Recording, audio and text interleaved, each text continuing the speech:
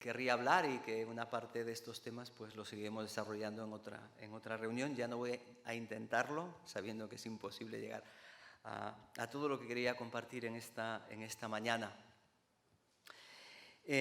Como sabéis o recordaréis, espero que sí, estamos hablando de la persona del Espíritu Santo y hemos tenido hasta aquí pues 2 sesiones, 2 temas. En el primero hablamos de la espiritualidad cristiana.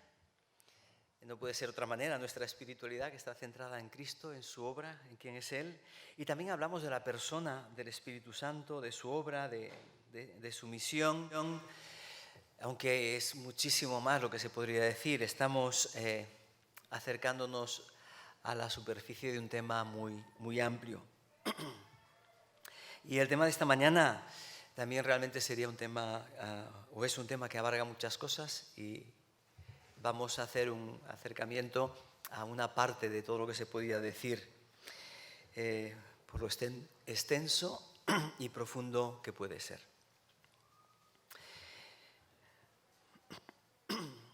¿Cómo vamos a hacerlo? El tema sería, quisiera hablar del Espíritu Santo y el poder.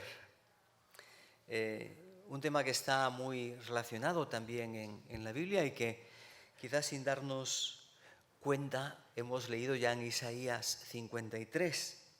Quizás alguno pueda decir, oye, ¿dónde está eso? ¿Dónde está eso? ¿No? Isaías 53 nos habla del siervo del Señor y de todo lo que le pasa al siervo del Señor. Pero recuerdo cómo empieza Isaías capítulo 53.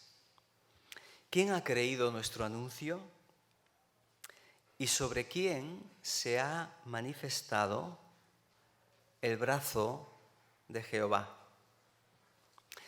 Cuando hablamos del brazo de Jehová, estamos hablando del poder de Dios. Otras veces el Antiguo Testamento usa la expresión la diestra del Señor, que es la que nos ha liberado, ¿no? Es la presencia y el poder de Dios actuando de forma personal, ¿no? Y usa estos antropomorfismos pues, para hablarnos de la acción de Dios. Y en este caso nos está diciendo sobre quién se ha manifestado ese poder y esa presencia de Dios. ¿Sobre quién se ha manifestado el brazo de Jehová? Y sin duda cuando estamos hablando de eso, estamos hablando de esa imagen de poder, el Señor soberano que actúa. El brazo de Jehová se manifestó a los israelitas allí en Israel, en Egipto, liberándolos. La diestra del Señor los sostuvo y los liberó. Pero ahora ya no habla tanto de un hecho histórico, sino de una persona. Este pasaje que hemos leído forma parte de un conjunto de poesías que en el Antiguo Testamento se conocen como los cánticos del siervo. Y estos cánticos, poesías que escribió Isaías hace ya mucho tiempo, anuncian proféticamente acciones de Dios y a veces hablan también de ese siervo del Señor, siervo de Yahvé o de Jehová, que en algunas ocasiones es una comunidad, es una referencia a Israel y a veces dice que este siervo es torpe, ¿no? Hablando de la comunidad de Israel que no siempre han actuado como deberían haber actuado, pero en otras ocasiones nos habla ya no de la comunidad, sino nos habla de alguien, de un siervo que va a venir y va a hacer algo extraordinario, como en este caso. Alguien que va a venir y a morir por su pueblo. Este cántico de Isaías está en este tono personal, individual, hablándonos de el siervo del Señor. Pero cuando habla de en quién se ha expresado, permíteme que ahora ya traduzca, ¿no? Este poder, esta presencia, esta acción de Dios, ¿qué imagen llegaría a vosotros? ¿Qué imagen se produciría en vuestra mente? Quizás la de Moisés con su vara, ¿no? Frente al Mar Rojo y las aguas del Mar Rojo abriéndose, ¿no? O quizás cuando Dios alimenta a las multitudes en el desierto con maná y codornices, cuando a través de las plagas Dios manifiesta su brazo poderoso y ya ni los magos egipcios podían intervenir. Quizás esperíamos la imagen de decir, ¡guau!, un Mesías que viene victorioso a vencer y a derrotar, ¿no?, a los enemigos del pueblo de Dios. Ese era el modelo, esa era la imagen de Mesías, de siervo que esperaban los judíos en la época del Nuevo Testamento cuando apareció Jesús. Pero cuando seguimos leyendo Isaías 53, este cántico del siervo nos presenta una imagen que rompe absolutamente con este esquema. ¿En quién se manifiesta este brazo de Dios? Y empieza diciendo, subirá cual renuevo delante de él como raíz de tierra seca. No hay parecer en él, ni hermosura. Vaya, no está hablando aquí del Mesías como el lirio de los valles, precisamente. Dice, le veremos, mas sin atractivo para que le deseemos. Despreciado y desechado. Todos los adjetivos que hablan de este en quien se manifiesta el poder de Dios son muy contradictorios con lo que los judíos, los israelitas esperaban en cuanto al Mesías. Una persona poderosa, una persona que echase a los enemigos. Qué contraste tan vivo, tan impresionante con lo que Isaías nos dice. Y creo que esto es un aspecto muy importante cuando hablamos de la persona del Espíritu Santo y del poder del Espíritu Santo. Esta referencia en quién se ha manifestado el poder de Dios, la presencia de Dios. ¿Quién es aquel que en Isaías 61:1 dice, el Espíritu del Señor está sobre mí, me ha ungido para proclamar buenas nuevas? Jesús, de nuevo. ¿Quién es este? Porque todos los adjetivos que le da Isaías realmente llaman a lo contrario, ya anunciado, sin atractivo. Una persona desfigurada. Una persona que no se toma en cuenta. Una persona sobre la cual los demás muestran indiferencia. Es más, si le pasa algo mal, dice Isaías, lo que piensan es, le tuvimos por azotado, por herido de Dios y por abatido. Le ha pasado lo que se merecía. ¿Recordáis las burlas de los que estaban cerca de la cruz? Si eres hijo de Dios, y no era una pregunta, era una burla. Si eres hijo de Dios, desciende de la cruz. Desprecio, indiferencia. Realmente comprendieron muy poco acerca de Jesús. A pesar de que 800 años antes el profeta ya había dicho sobre quién se va a manifestar el poder de Dios, pero ellos esperaban otra cosa. Hubo un breve espacio de tiempo en el que Jesús gozó de ese privilegio de seguimiento. Y ahora os voy a leer la primera parte de este cántico, que no empieza en el capítulo 53 de Isaías, sino que empieza en el capítulo 52 y en el verso 13. Y quizás esto nos suena, en lo inmediato nos suena un poco más a esa imagen del Mesías poderoso, ¿no? Isaías 52, 13. Así empieza el cántico del siervo. He aquí mi siervo será prosperado, será engrandecido y exaltado, y será puesto muy en alto. Vaya, esta sí es la imagen del Mesías que tenían los judíos. Pero este texto nos habla de lo que pasará al final. Al final. Y sigue diciendo, como se asombraron de ti muchos, de tal manera, amigo, fue desfigurado de los hombres tu parecer, y su hermosura más que la de los hijos de los hombres, así asombrará él a muchas naciones, los reyes cerrarán ante él la boca, porque verán lo que nunca les fue contado y entenderán lo que jamás habían oído. Sí, el Mesías triunfará, pero hay un antes, hay una primera parte, hay un primer paso ineludible para que llegue el segundo. El segundo tal como lo quiere Dios. Si ese primer paso Jesús lo hubiese obrado pasando de Isaías 52:13 al final de Isaías 53, veríamos a Jesús glorioso, pero no estaríamos aquí ninguno de nosotros. Hay un segundo paso previo. En este Mesías que va a recibir la gloria, que va a ser exaltado, está exaltado a la diestra del Padre.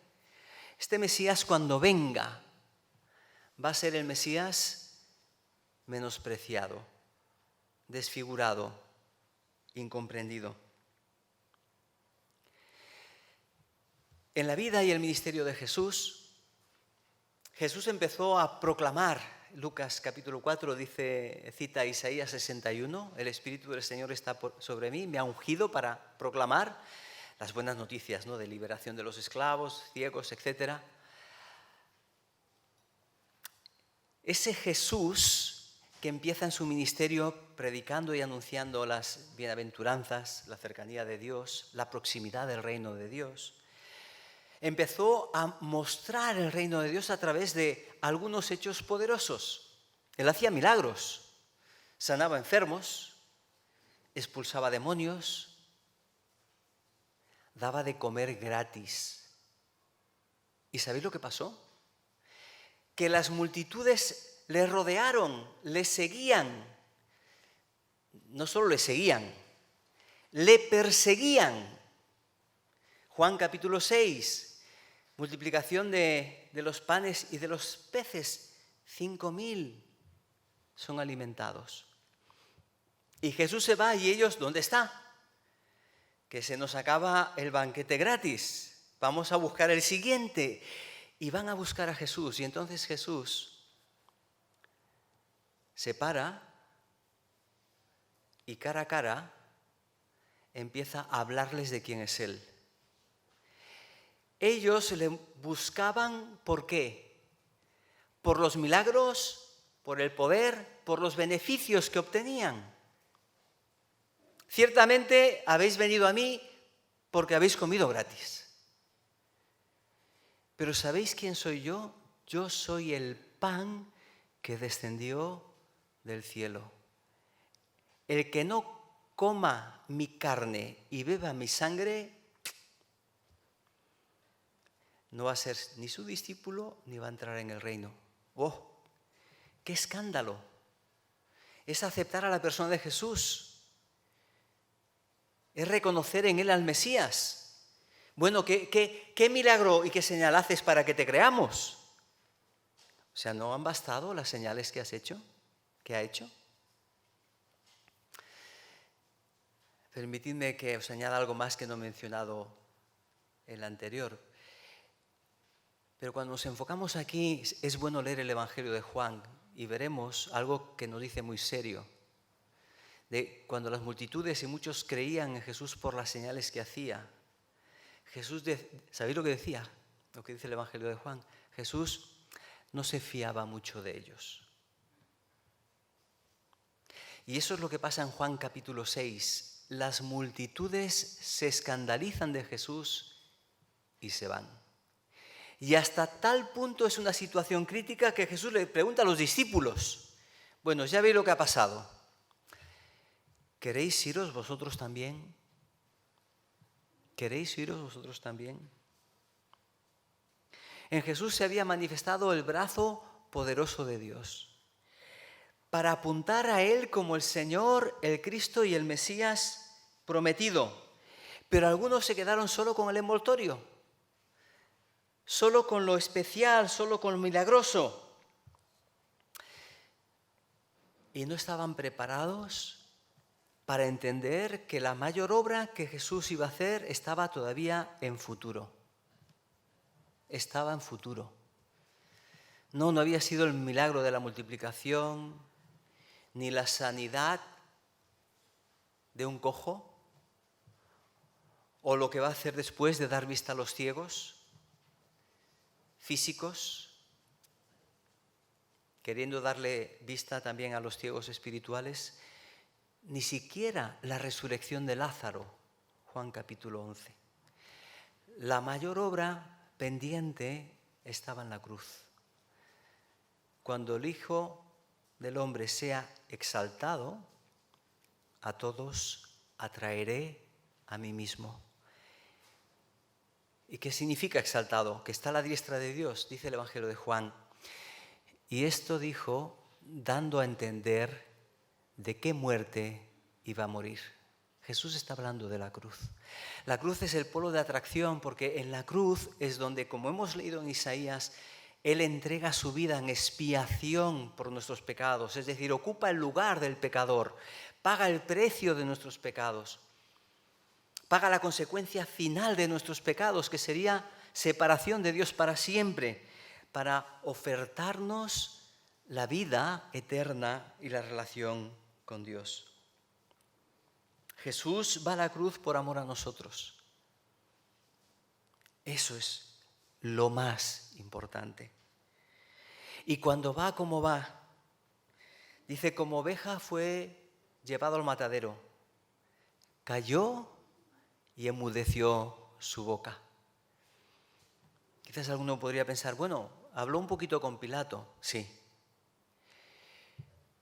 Pero igual que el cordero no se queja, Jesús ni se defendió ni se quejó. En todo caso, confrontó a Pilato ¿con qué? Con lo verdadero, lo genuino y lo justo. Le dio una oportunidad de entender. Pero él no empezó a defenderse, no empezó a llamar testigos, sino que entendió que era la voluntad del Padre, que él pasase por ese sufrimiento, como dice Isaías. Estaba en el plan de Dios que él fuese a la cruz para ocupar el lugar de cada uno de nosotros. En el Nuevo Testamento hay una carta que recoge en Pedro, precisamente. Creo que es uno de los autores del Nuevo Testamento que mejor recoge la esencia de lo que describe Isaías. Y en la primera carta que escribe, va a insistir en este tema, en este binomio en la vida de Jesús y de paso en la invitación a la vida de los creyentes. ¿Cuál es ese binomio? Dos partes inseparables: sufrimiento y gloria. Isaías 53:12 empieza hablando de la gloria, pero luego nos dice que para llegar allí hay que pasar por el sufrimiento. Y la vida del creyente, la vida del cristiano no es diferente. Llegaremos a la gloria, pero de momento la etapa que nos toca vivir, el presente, no es un presente fácil, es un presente de aflicción, de conflictos y de problemas. Pero en Él vencemos.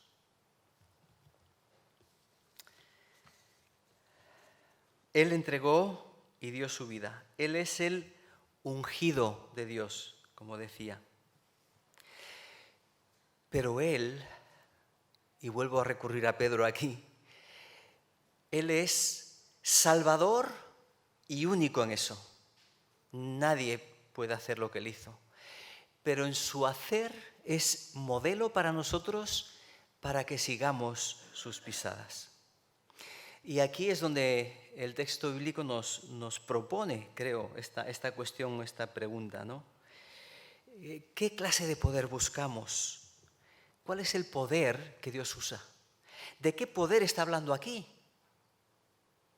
Aquí el poder del que nos habla es un poder de grandes cosas, o nos habla del poder de una vida entregada en las manos de Dios, una vida que se da completamente hasta la muerte y muerte de cruz. En este caso, la muerte del Hijo de Dios, que provee salvación para todos. O nos enfocamos en ese poder en el que muchos pensaron. ¿Cuántas cosas podía hacer Jesús, verdad? Y ya hemos mencionado el Evangelio de Juan. Jesús corrige ese énfasis desmedido en lo especial y en lo milagroso. Comentaremos algo más si nos da tiempo sobre esto. La pregunta es entonces, ¿qué poder buscamos? ¿Cuál es el poder que Dios usa? Porque a veces como creyentes podemos seguir aún la idea que existe en el mundo, el poder que nos lleva a una posición, que nos lleva a la fama,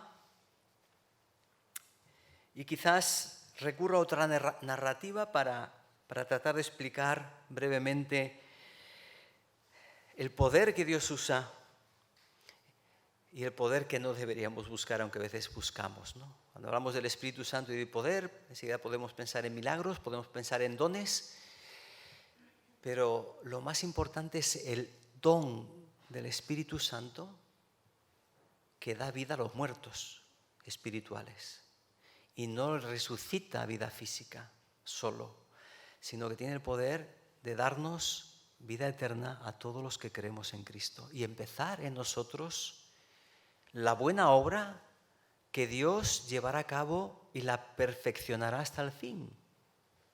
¿Qué poder buscamos? No voy a leer el texto en este caso. Os lo apunto y os animo esta semana a que lo leáis y reflexionéis y penséis sobre esto. Hechos capítulo 8. Voy a hacer un breve resumen narrativo de lo que nos explica Hechos 8, del contexto y de una de las lecciones importantes que creo que tenemos en este capítulo, que de nuevo creo que nos habla del Espíritu Santo y de poder. En el libro de Hechos, al principio encontramos a Jesús que ha resucitado. Encontramos que Jesús le da la gran comisión a los discípulos, pero le dice, pero esperad, tenéis que esperar en Jerusalén ¿hasta qué? Hasta que recibáis poder. ¿Cómo? Por la venida del Espíritu Santo el día de Pentecostés, y me seréis testigos. Poder y testimonio. Y en Hechos capítulo 2 el Espíritu Santo es derramado y empieza a predicarse el Evangelio. Y ahí están los 12 apóstoles predicando a una multitud, a miles de personas que creen, se convierten y empieza la iglesia. Esa iglesia que Jesús había anunciado, edificaré mi iglesia. Ahora, el proyecto de Jesús incluía Jerusalén, Judea, judíos, la capital y Judea, los judíos. ¿Alguno recuerda lo que viene después? Samaria. ¿Quiénes eran los samaritanos?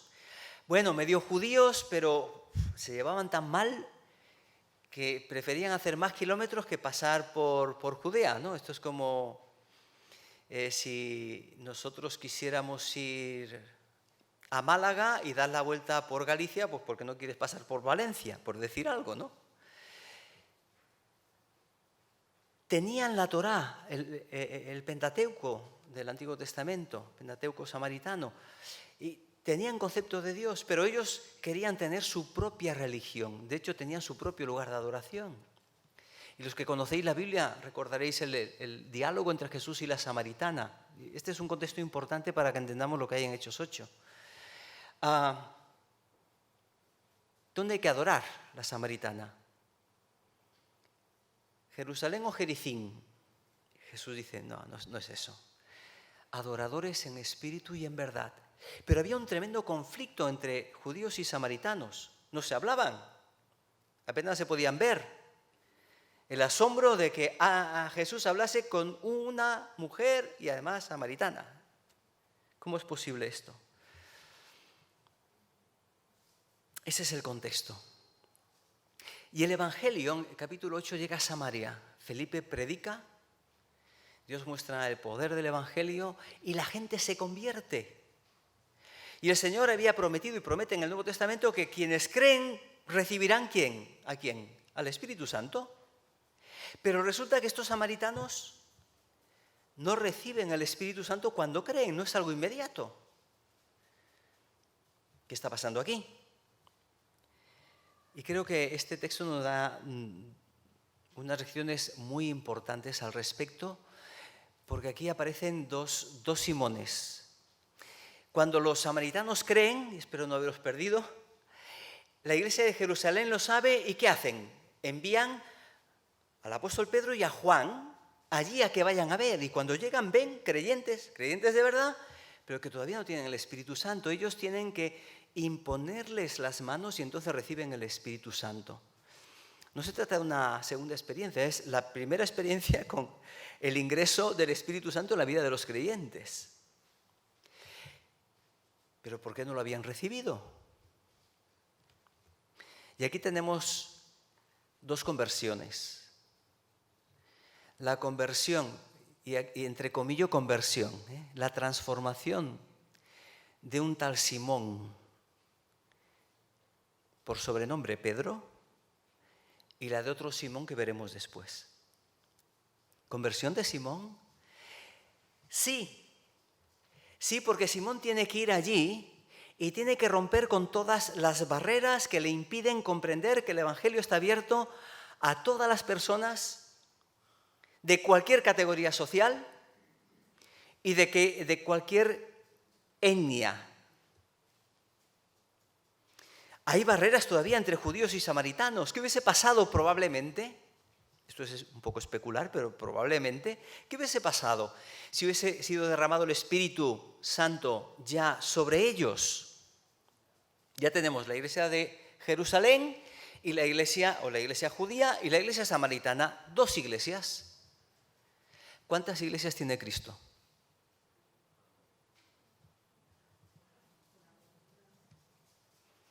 Hay poca convicción, ¿eh? Una.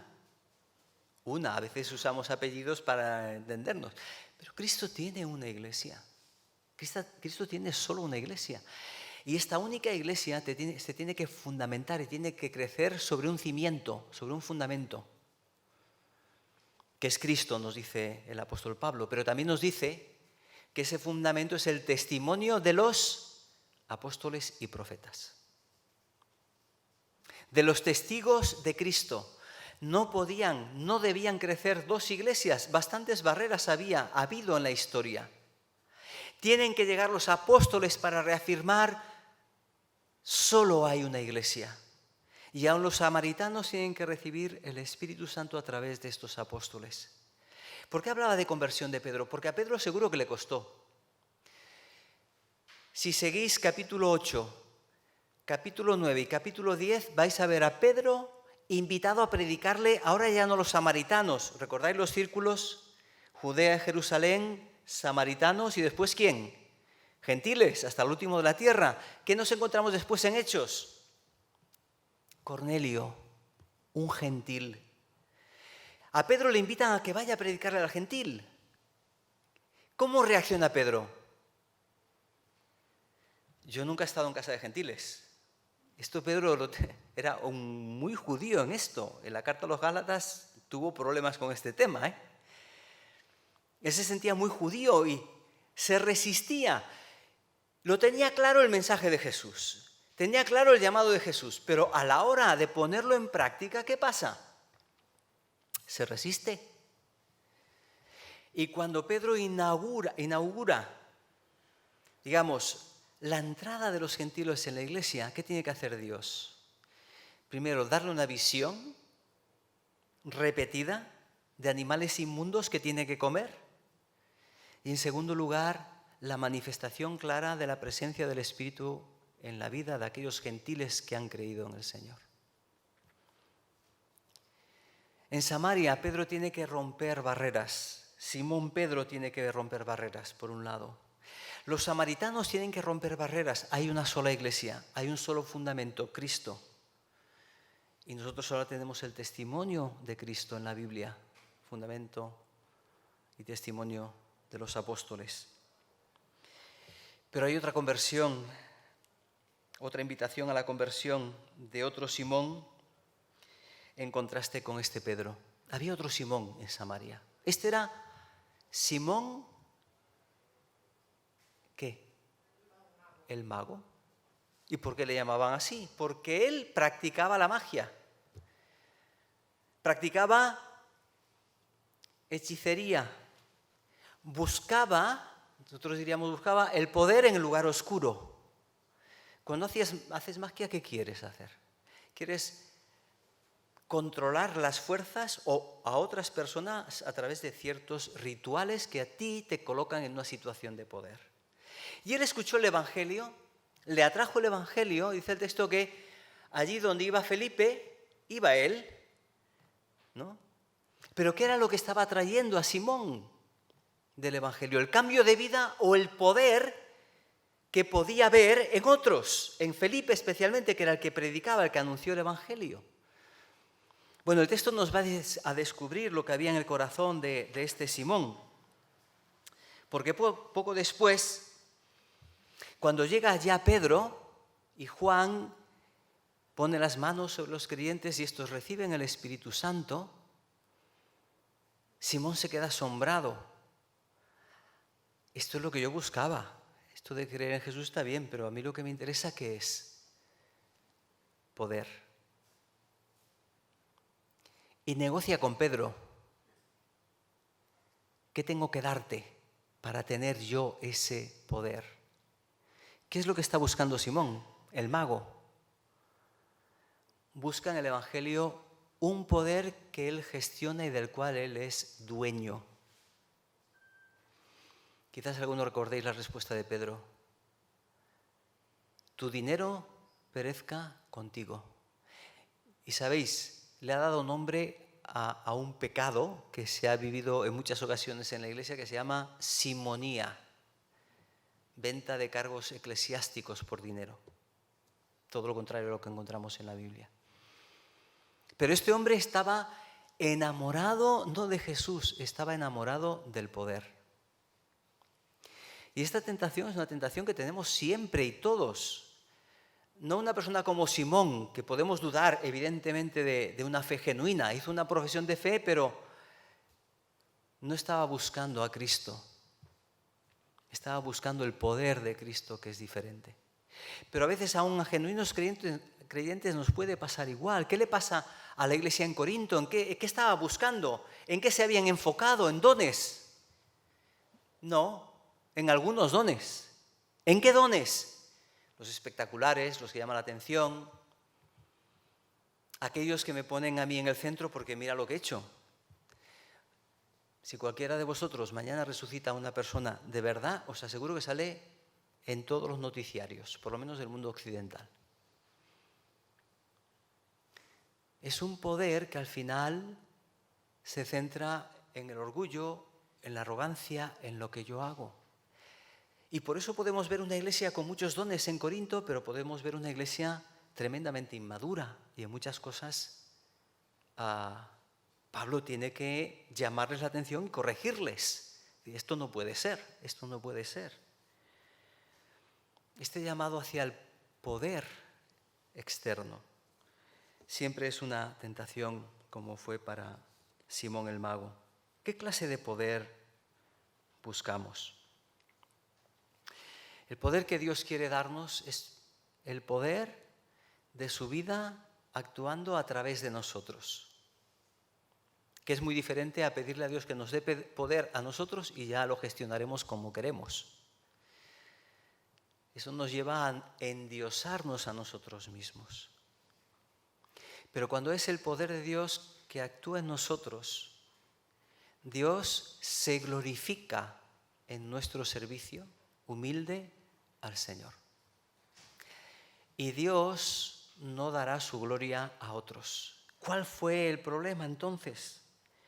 El problema fue esta ansia de poder y olvidarse de que más allá de los dones que Dios nos pueda dar está el don más maravilloso, que es el don de su Hijo Jesús en la cruz, y el don de su Espíritu que viene a residir en nosotros para llevar a cabo la obra transformadora más importante, que es la obra transformadora de tu vida y de mi vida.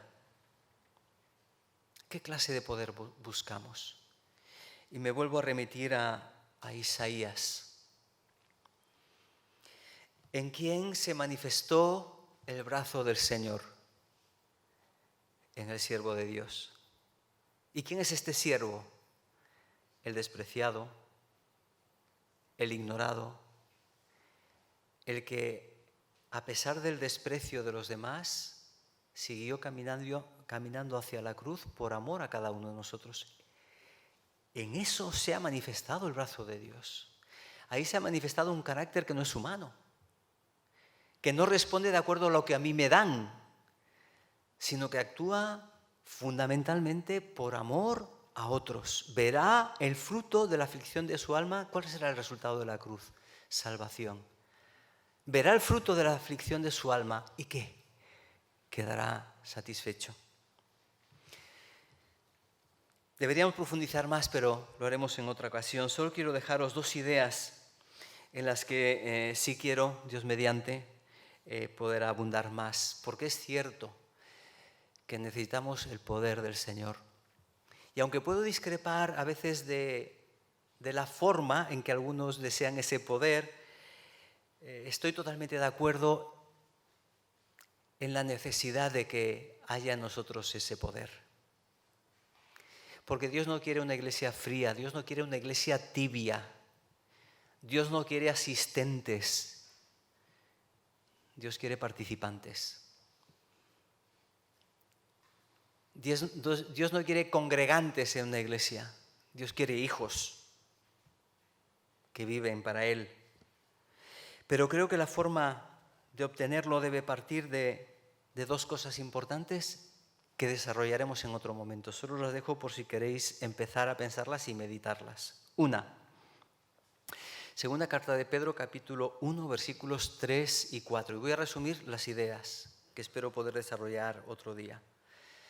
Dice el apóstol Pedro: todas las cosas que pertenecen a la vida y a la piedad nos han sido dadas. ¿Por medio de quién? Por medio del conocimiento de Cristo.